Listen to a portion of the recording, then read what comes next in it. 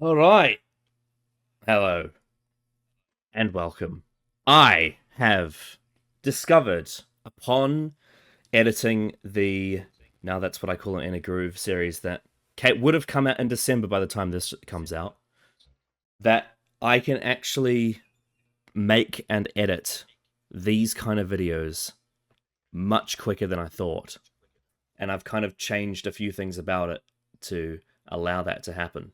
And so to test this theory, to test how this can go and whether or not I can produce a shit ton of content in a very short space of time, I've decided to compile a playlist of my favorite songs from one of my favorite bands for you to listen to, Callum. Hmm. How much do you know about Deftones? Absolutely fucking nothing. Perfect. That's what we like to hear. Hmm. Because that means that everything will be new. Hopefully. They will be. Uh yeah. So we've done some Pink Floyd and we've done some Nirvana on this channel. Yeah, we have. De- Deftones is another one of my favorite bands. They have been around for the last 30 years. Well, at least in terms of studio albums, they actually formed in 1988. So really, they've been around for like 37 years. But they released their first album in 1995, and they released their most recent album like 2 months ago, like very recently. So they're still active. Oh wow. In terms of genre, Yeah. because they released their first album in the mid 90s, they start out as new metal, which, if you know anything about Luke Owen, you know that what kind of music that's like. Yes. Very 90s, very Attitude Era style music, and that's fun. But the as all great bands do, they evolve with time and they experiment with their style. And overall, I would describe Deftones as a blend of alternative metal and shoegaze. Do you know what Hmm. shoegaze music is? Have you ever heard of it? No, I've never heard of that term. Okay.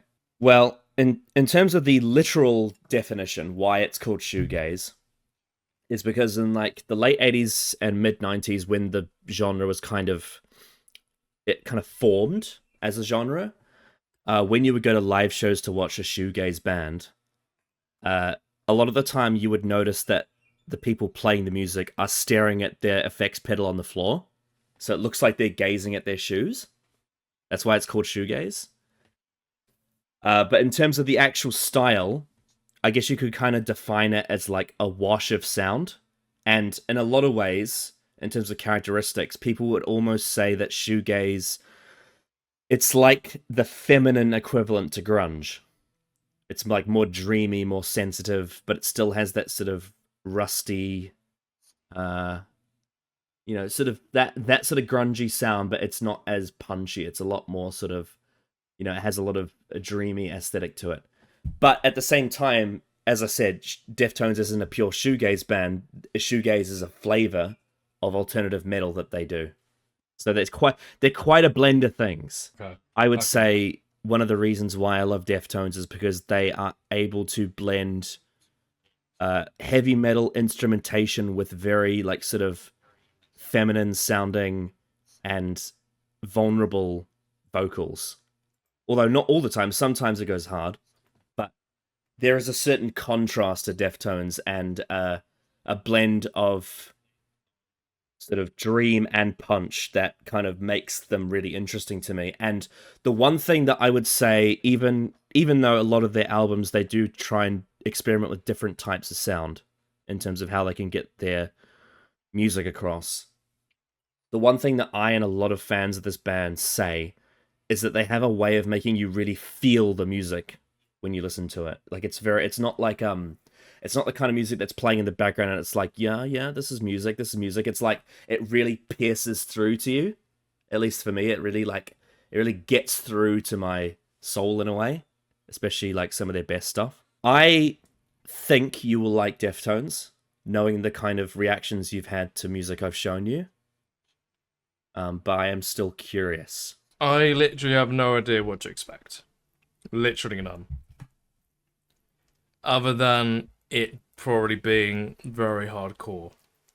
And if this format that I've currently devised goes really well, I will likely use it again for another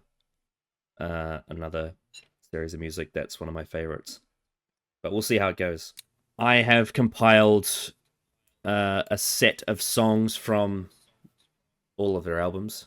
Some of them I've featured more songs than others. On my favorite albums, you'll notice that I've featured 7 songs from those because I think that they really need to be highlighted.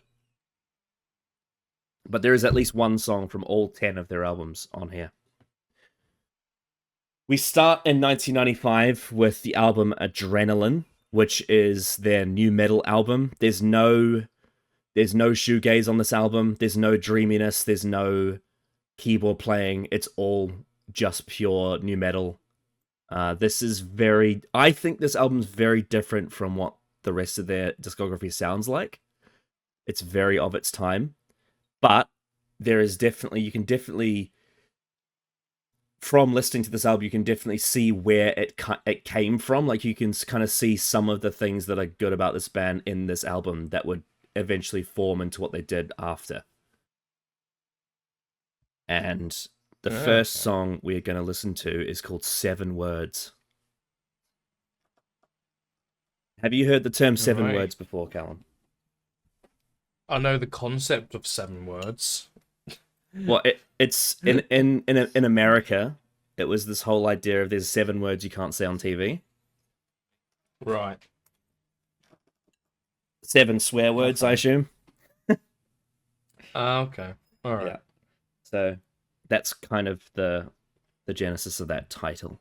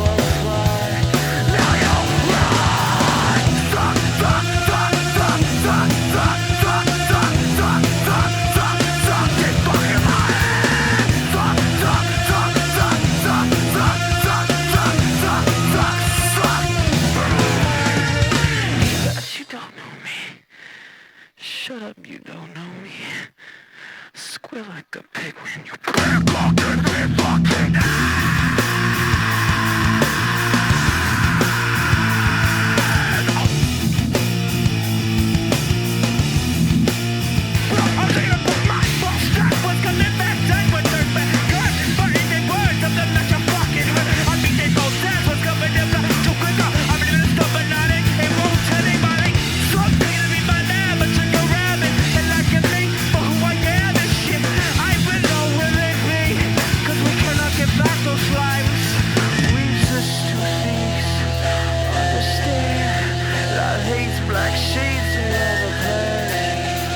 Mr. P.I.G. Could I fucking see? Shawty done crushed all of my brother's dignity. And to the jury, heavy no turns on my skin this color. Does that mean I'm blurred? Cause your fuck ass made it up. Your fucking mind was good. Should've never glorified.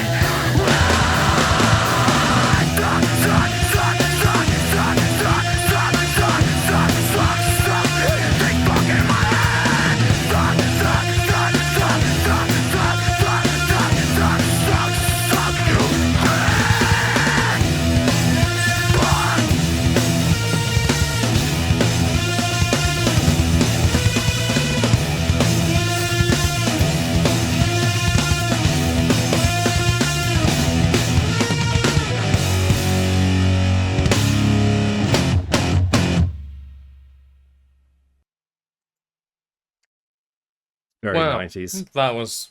Yeah, that's putting it lightly. Yeah. Probably should have mentioned before we started that the lead singer, Chino Moreno, is not a white guy.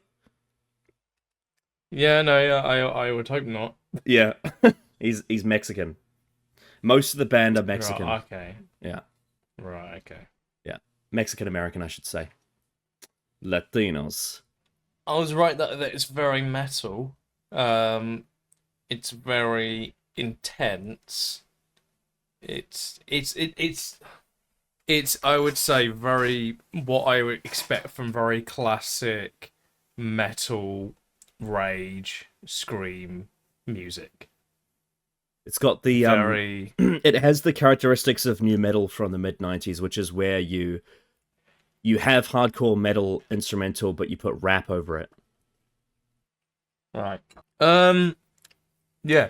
It's yeah, that was an interesting one. To say the least. He wrote it when he was 16. So a long time before Yeah, it that came sort of out. checks out. Yeah. That does sort of check out. Yeah. It's about being oppressed by people and the authorities around him. He felt like that the whole world was against him. He was lashing out.